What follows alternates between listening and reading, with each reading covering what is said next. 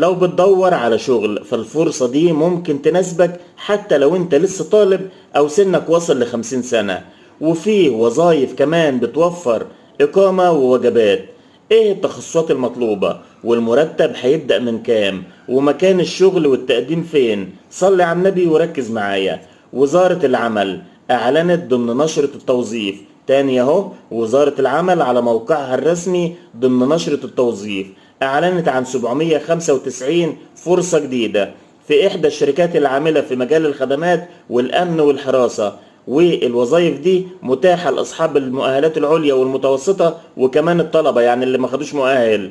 الوظائف دي متقسمة كالتالي: مطلوب 45 مدير موقع والمرتب في الوظيفة دي من 10,000 حتى 20,000 جنيه. مطلوب 20 مشرف أمن بمرتب 8,000 جنيه. وفي 700 فرصة لفرد أمن والمرتب فيها من 7,000 ل 7,500 جنيه، بالإضافة ل 30 وظيفة سكرتارية وشؤون إدارية والمرتب هنا 8,000 جنيه.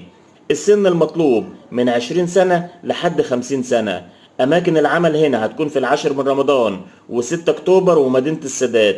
والمزايا بتشمل إقامة كاملة ووجبات للمغتربين وتأمينات اجتماعية وتغطية طبية خاصة، بالإضافة لزيادة سنوية لجميع العاملين. والتقديم هنا متاح بالتوجه إلى مقر الإدارة في 125 عمارات العبور بطريق صلاح سالم بجوار محطة مترو أرض المعارض. وممكن تستفسر من خلال رقم التليفون 012 20 94 62 09 أو 010 622 11 979. راجع الشروط وجهز أوراقك وتواصل من خلال الأرقام المعلنة، لأن عدد الفرص كبير لكن القبول هيستمر حسب احتياج الشركة.